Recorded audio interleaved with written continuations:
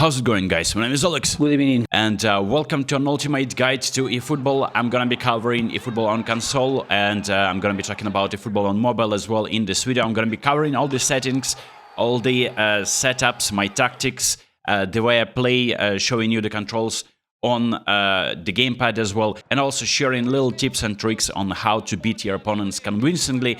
And I must say that I'm not a pro player, but my friends like Indominator and AlexND, I've been following them for a while, and I learned a trick or two from them. And I'm gonna be trying to convey that in the most comprehensive manner possible. But before we start, I'm thrilled to announce that this video is sponsored by TEMU.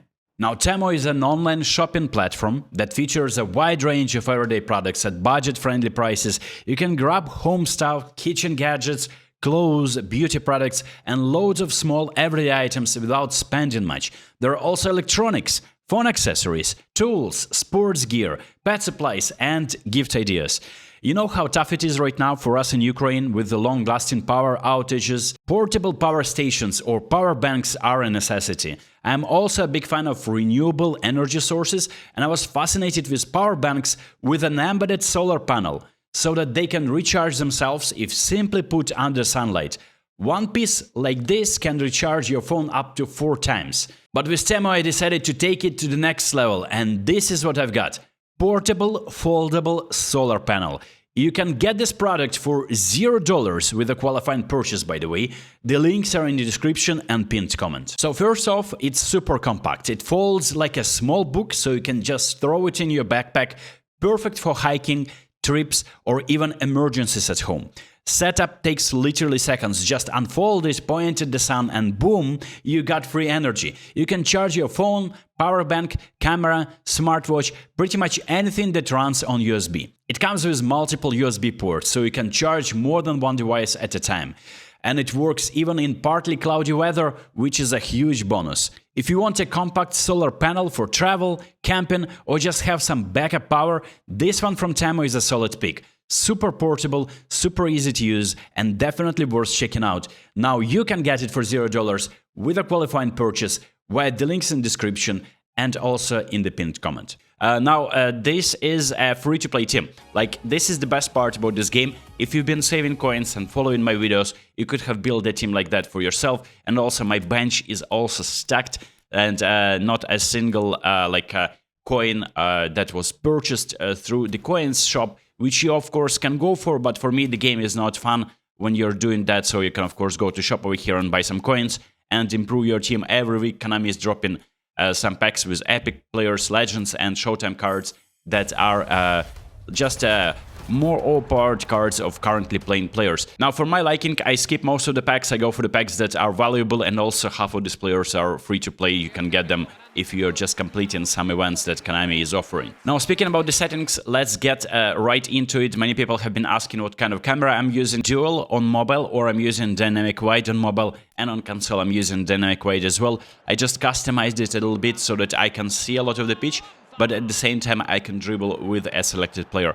Speaking of these settings, now trust me, this is a trust me bro thing. Special controls are one. This usually when you're doing finesse shots. Cursor change, this is default one, but I would suggest you learning how to switch to a player with the right stick, right? So the moment you need to defend, this is the best way to defend, and I'm still trying to master it.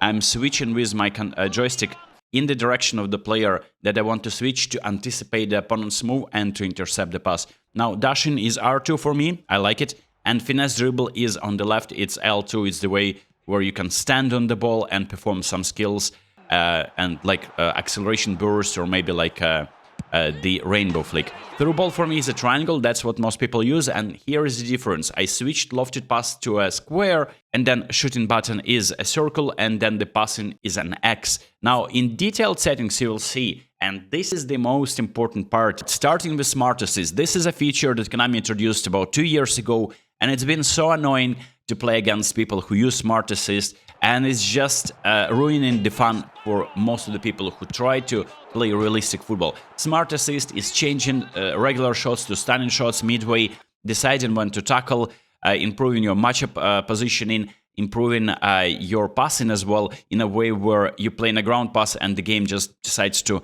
play a lofted pass, and obviously it turns out to be a better decision. And also it feels like it's also impacting your players as well once you're facing a smart assist user.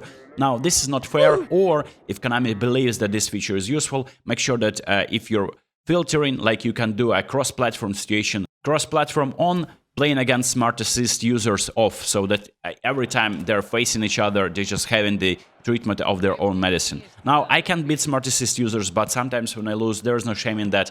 But once they're like feeling proud about themselves, I just feel sorry for them, just because you let the game play for you. It's not that fun at all. Now, cursor changes semi-assist for me. Unassisted, I think it's a little bit tricky because it's not even available in some of the events. I think you can play unassisted against AI, but semi-assist is what most people do, and that's where mostly manual switching to a player, only maybe on corners the game just decides that the player who is heading the ball is closer, but once you defend, having your full control of your defenders is the best, and you'll be struggling at times, but once you get used to it, make sure you learn how to switch between the player with the right stick. And now player name is the cursor type, manual cursor type, I mean, just copy what you see. Manual pass level, now this is interesting. Many people believe that this game is already too automated and you need to play on level 4. The problem is that the game has a lot of lag input and input delay, whereas depending on the connection, depending on the way you're playing, like I'm streaming through a laptop, so I'm not getting the best connection, not the best ping maybe as well, but my internet is pretty fast and I'm also using LAN connection too. But it still is delaying some of the functionalities for me. And also players sometimes take weird touches and just cannot trap the ball to save their life. And when playing on level 4, it means that you need to push the button to pass the ball to like medium lengths way too long so that you will be tackled very quickly. So you can try level 3 as well. It's a little bit more manual. Most professional players play on level 2, and level 1 is just way too automated and it's not giving you the decisions that you probably would want to take. Now, this is a little bit, it's up to you, but I'm using sliding tackle, I'm not using shoulder charge, which is another dirty mechanic, which for some reason Konami's refereeing is just sometimes cannot be explained, and they're not giving yellow cards or even free kicks for people shoulder barging you from behind. Now, short tap is basic, short touch type is pressing twice. I recommend you to do it because you won't be able to execute acceleration burst properly, or like dash dribble will be kind of difficult to execute. Pressing twice is what you need. Direction guide off, next player indicator on, pass search guide off. I mean, it's helping you at start, but I would not be using that. Target guide off, position guide on co-op games. And that's all the settings for console. Now, in regards to my team on mobile, this is even harder to believe, but it's also a free-to-play team. I have Bale, Gullit, I have Ribery, and my bench is also stacked. And as you noticed, I'm using the same playstyle and I'm using the same formation. For the graphics, I have set it to standard since my tablet isn't able to run on highest anymore, and I feel like there's a visible input lag. Control type is virtual pad, directional stick type, move, and cursor change is of course manual. Movement input range is wide, but depending on device, you may want to tinker with that. Flexible auto control, it's for AI games. I don't like it because I like for the game to sim without my input, and I need to press every time during the halftime break. So turn it off if you like the full game to be simmed without any problem over here. Defending control type over here, standard, and button configuration. I didn't really change much, so it looks like this. And of course, you cannot really change the size of the buttons, which is the worst part. I mean, in PUBG Mobile, for instance, you could have changed that like ages ago. And over here, I turned off the advice and attack defense level. You need that. Display radar, you need that as well. Stamina gauge, and everything is pretty straightforward over here. But the idea is that where do you even get coins? Or what do you do? What do you do in this game? Just build team like mine, right? In no time. In no time, it will be troublesome. You obviously can buy coins, but I would recommend you just complete all the events and log in every day and see what Konami offers. As you have noticed, like this event is not completed, but what is completed is the first event. In the first event, Konami gives you 50 coins. Over here in AI events, this is what you need to complete. You're getting different tokens, different rewards where you can sign a player from Player Duke pack for free, and you need to just complete them on a regular basis. Just sim the games, don't even try to play. Usually you'll be winning them. You need to complete these missions just to ensure that you're getting the most rewards. Over here right now, they're giving you free coins. not much as well, only 10 coins a day, but you collect them, and eventually what I want to get, and this is where Konami gives you the best deal. I'll be in a position to use this discount on this pack. Now, maybe this pack is not the best, but George Best is one of the best cards. Odds are a little bit against you, right? So you have all of this fodder, and then, of course, eventually you may get one of these epic cards. And yeah, it's just up to you on how you spend your coins, how you save your coins, but I would suggest just try your luck on these once the value is there for your team. And then, of course, don't forget to complete the events to get the player of the week cards, because sometimes there's great value. These packs, you can skip them easily. This was a campaign where I got Chiellini, which is great. And then you can grind the Football League to get sometimes good players. Now, this time it's Grealish. It's not a bad card at all, but I just don't have time to grind. You need to get to like top 50,000, I think. Mid-season MVPs, these are signed with nominating contract, and if you complete the events, you will have a plethora of nominating contracts. Sometimes there's good value and like rare cards as well, just collecting purposes, and these cards are only relevant for people who are building their Turkish or Brazilian teams or Japanese teams for that matter. Now, this type of packs, I wouldn't even go here, and eventually you get a chance on Raul, and there's every time you log into the game, you score a penalty, you will see that in the menus now. This is the animation, as we're getting nothing as expected, getting GP players. And I told you what you can do with GP players too. You can carry over skills through them. But daily game is where you score a penalty every game. Every day you log in, and then eventually you'll get some nice rewards, sometimes coins, sometimes free tries on special packs where I signed my record, for instance, for my main team, which is a great card too. Now, how do you build a team? You have 10 game plans. I would have wanted more, of course. Now, my main team looks like this, and this is the team that has been cooking for me. With possession, long ball counter, and quick counter tactics. I'll explain why exactly, but the best part about the manager that I have is that he has two proficiencies. 88 currently is what my record has, but Konami has been releasing 89, and maybe in the future is going to be 90 proficiency. What you see here is a long ball counter setup. Now, every single time I'm pressing this button, right, this arrow button on my arrow pad, or whatever it is called, I hold it for a few seconds, and you will see tactic change to defensive or attacking. The first time you change it, we'll call defensive, but it doesn't mean that you're playing defensive now. You're playing your subtactic, which you can set up the way you want. But I really like this formation as well for quick counter formations, and long ball counter will work, I think. Possession, this one, possession-wise, it works because most people like to play 1-2. So if you like to play 1-2 and expect your other forward to make run in the box, this could be very fun to use. To pacey attackers. Now, Pele is a free-to-play card for me, but it's obviously a premium card. Now, I understand this may look a little bit intimidating, and if you take a look at my team that I built with the players that I just grinded for, completed some events, I play like 1 hour a day, maybe I skip some days, but this wasn't really difficult to get. A little bit of luck, of course, but this is a complete free-to-play team starting since eFootball 26 was released, so it's like half a year. And this is pretty solid, actually. I have great bench as well, some players that can step in. But this is the idea is that I'm also using one defensive fullback over here, and Darmian, you can sign him right now with eFootball points, is great. And Javier Zanetti is an attacking fullback, an absolute beast. I have player of the week Van Dijk. Albert Ferrer will step in as a center back. Not the best idea because he's not the tallest, but still. And now this Jolinton, what I will do, because he's a box-to-box player, I will go for individual instructions, and I'll do defensive instruction on him, so he's not leaving his position when you're attacking, because you don't want your single pivot point over here just to be outside of his position, and you can play defensive midfielder on him if you have the position trainer. Now, these players you can purchase with the football points. Some of these players you were given for free at the New Year's Eve.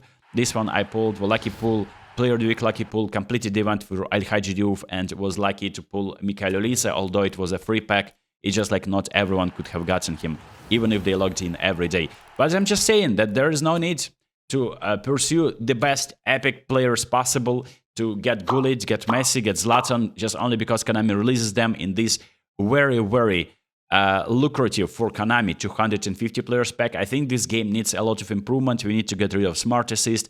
We need to just get rid of this stupid link-up stuff that is just prompting people to spam through and lofted passes all the time. And just the gameplay, it needs to be a little bit more balanced. Their free-in is a little bit all over the place. There is lag input delay, and in general, this game is fun to play, but I would say that there is still so much room for improvement. Now, speaking of this team, You wouldn't believe it, but I have a video on that, how I pulled every single player from this team as a free-to-play player. I just saved coins, completed religiously all the events, and I was lucky. I got this Cannavaro with 900 coins, Thuram the same thing, Oliver Kahn was free, and selection contract, Albert Ferrer was also free, Zanetti was free, Frankie was 900 coin pool, Steven Gerrard was 900 coin pool, and Pele was 900 coin pool. And it just happened that I built my team just like that, without really spending anything, and it just looks so OP.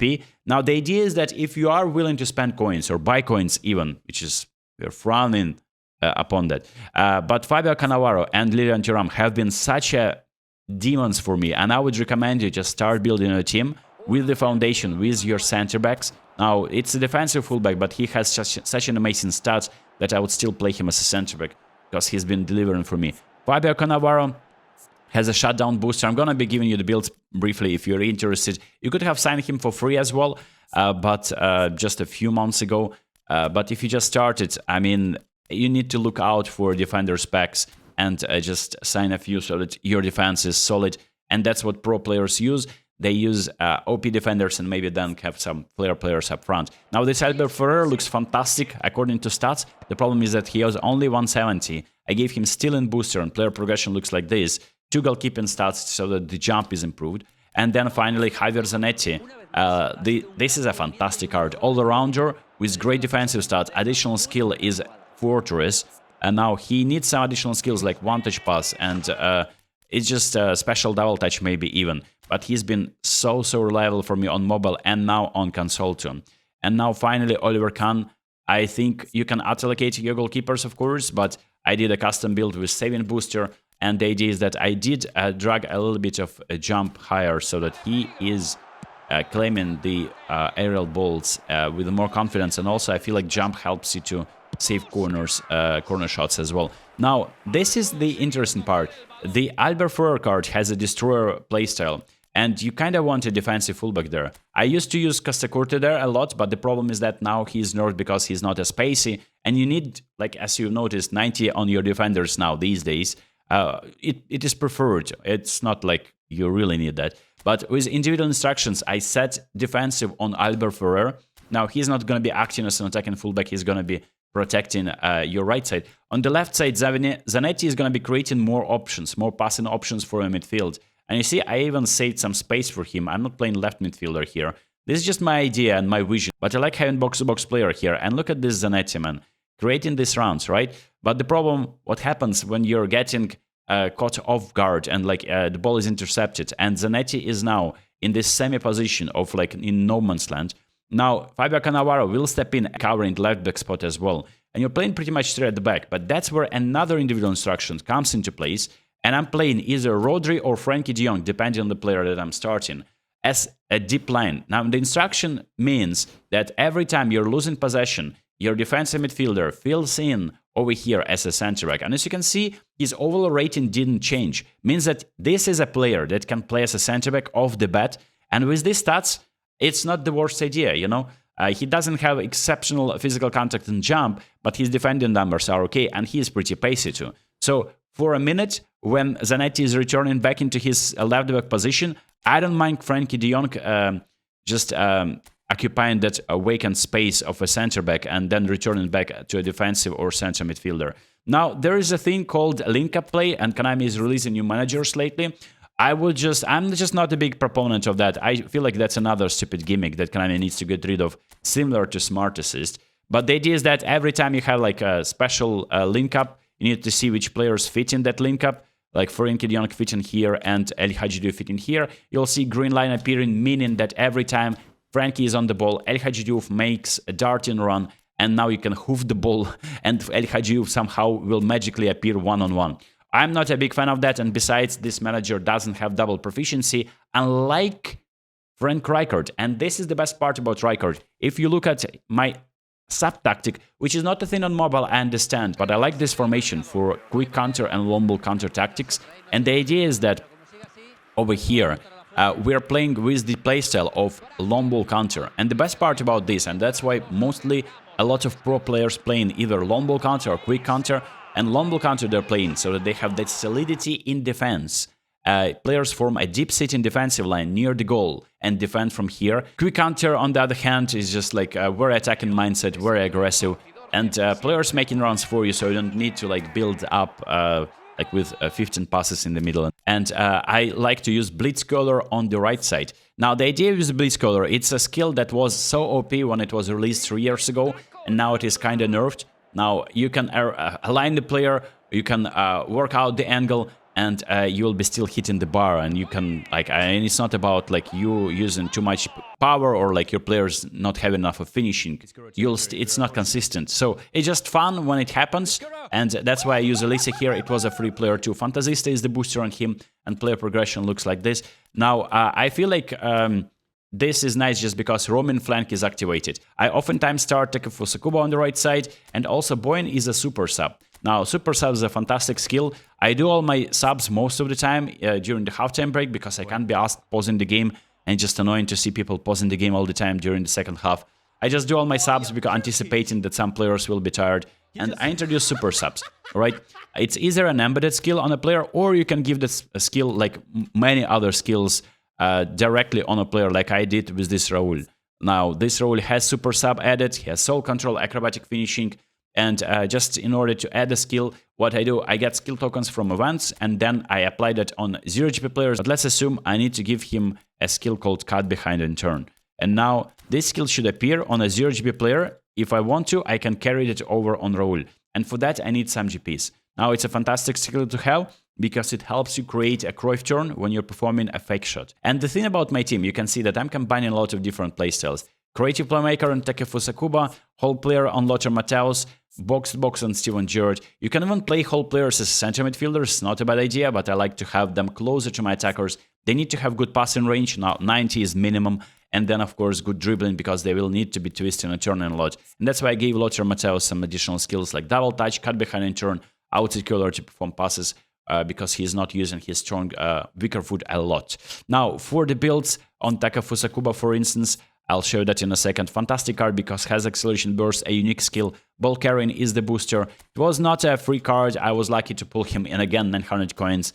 A fantastic card of Kubo. And then on Lothar Matthäus, I'm about to train him to the max. I don't have the trainers, unfortunately. Now Steven Gerrard looks like this, absolute beast. And he has a low screamer skill that has bailed me out a lot. If people don't expect what's about to happen, low screamer activates a more faster shot. Goalkeeper animations aren't able to catch up, and you're scoring a lot of long range shots, just like Gerrard did when he was in his prime. Now for Diouf, it's a fantastic card as well. Maybe lacking a little bit in dribbling department and physical contact, but I really like this build, and I gave him this player progression, as you can see.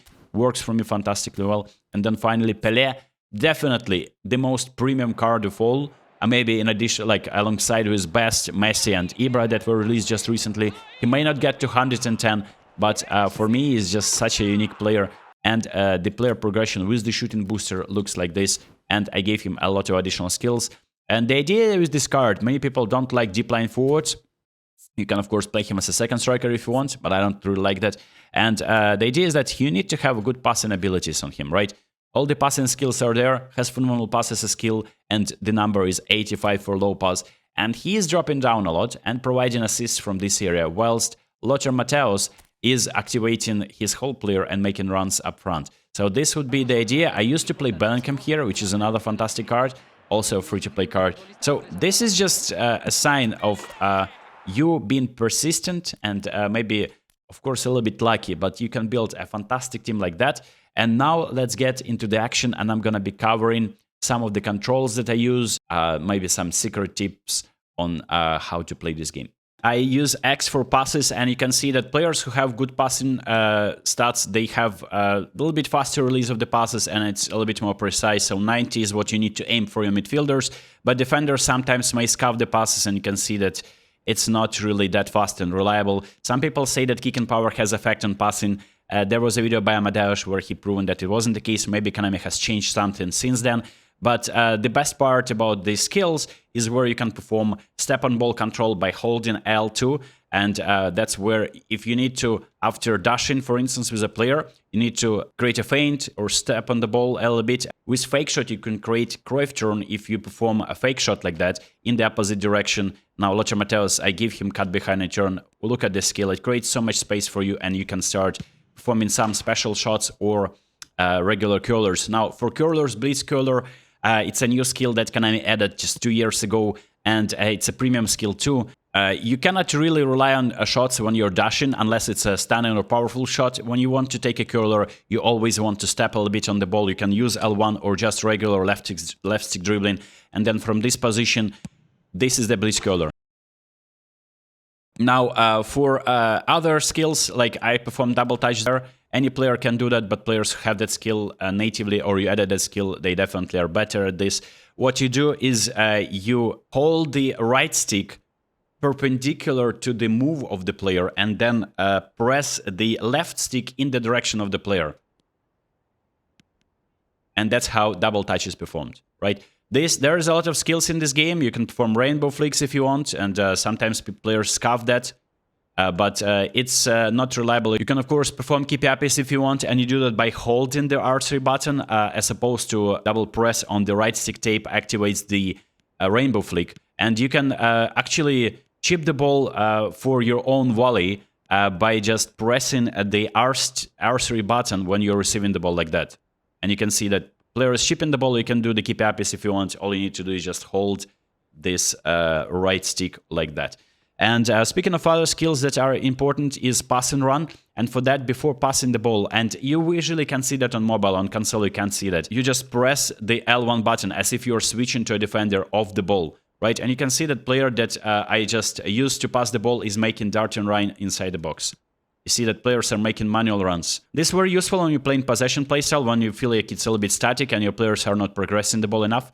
And you can see that I played a 1-2 pass with both players. Speaking of the change of the tactic, you can see that this arrow tab, and you hold this top arrow, and you see that it changed on the left side of the screen, meaning that your players, and you can see visually how they're changing their positions, are now playing according to a subtactic. Now, there's two ways to shoot the ball. You can obviously actually three, in fact. Obviously, there's a curler, and for that, you press the shooting button alongside with the R1 button, like that. And as I gave Matthäus outside curler, he used outside curler to curl that ball. And you will see that the color of the power gauge changed to blue. Now, it is the same. It is green usually when you take a regular shot, as you can see over here. And just try it yourself and see how much power do you need to score goals from outside of the box and from inside of the box. But the shot, if your opponent is giving you enough time, the most powerful one is a stunning shot. You can see that the power gauge is now violet, and it means that the shot is going to be more powerful. The players in online modes will charge it forever. It is rarely sponsored right now in the training. Another important skill, now that I've taught you the fake shots, and that creates Cruyff turn as well, this would be the super cancel. Now, you can cancel any action before a player releases the ball or like performs a skill move. You can actually cancel skill moves, so you can perform a double touch and then perform a super cancel and then perform a curl. I'm yet to learn it. It is called test cancel. It's very, very tedious, and it just creates an insane ball roll that isn't completed, and your opponents are bamboozled by it. And also they are bamboozled by acceleration burst. Now, this Takefusa is such a nice card, because instead of a sharp touch like this Olise is doing, it's creating like a scoop turn. You can see the animation is slightly different. And it is activated when you're not dashing with the ball or stepping on the ball a little bit, and then you create this scoop turn. And it's actually very nice. Like, it creates a lot of space. If your opponent is only matching up against you, it's really difficult to defend against that. And also, speaking about super cancel, I can take a shot and super cancel it. The idea is that oftentimes your opponents perform matchup, which you matchup usually defend with X, and you then manually position a player to anticipate the pass or a shot. And then you tackle people with for me, it's the circle button. Now, there are people who don't even tackle. They only use matchup. There are people who only tackle and don't use matchup. Like, it's up to you. It's your preference. I think the combination of two is very useful. And of course, you can ask your second defender to come and defend for you by pressing either L1 or R1, depending on what your controls are set to. Now, for super cancels, why is it useful? Because not only it cancels the shot, but it also creates a stupid animation on your opponent's defender. If all they do is just matchup merchants and they just hold this button like there is no tomorrow, I wouldn't be holding matchup button to defend. I would be only tapping it occasionally, and just other than that, just controlling and position my player to stand in the line of pass. Because when you use matchup, your player is slowing down a little bit. But when people are just holding matchup like there is no tomorrow, super cancel, it breaks the ice. So you want to curl the ball, for instance, and if your opponent is in the line of shot, you can super cancel that shot and eventually just create additional space for yourself and run into a better position and take that shot. So let's take a look over here. Take a Fusakuba. I'm about to take a curler. And then in this position, I feel like it's a better position. Take a curler, super cancel, health nail it. Also, oftentimes, your players take stupid touches, and by the time you execute a pass, it probably is too late to pass the ball. So I decide that I don't want to pass there because the passing lane is covered, and I want to super cancel the pass, so I do that then. And this is pretty much it. That's all you need to do. Double touch is probably the best skill, but you can also try different skills. Some skills override other skills, like chop turn is overriding the Marseille turn. But I hope that for the Zanetti we'll be able to execute that. Yeah, so this is how you play this game. Basically, I make sure you check out some of my videos if you're interested in the gameplay and build-up.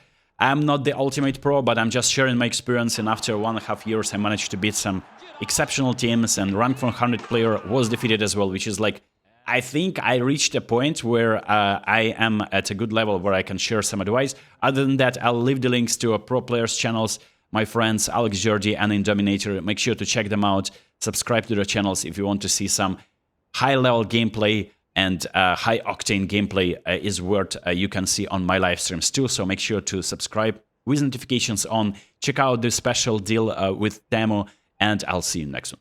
Peace.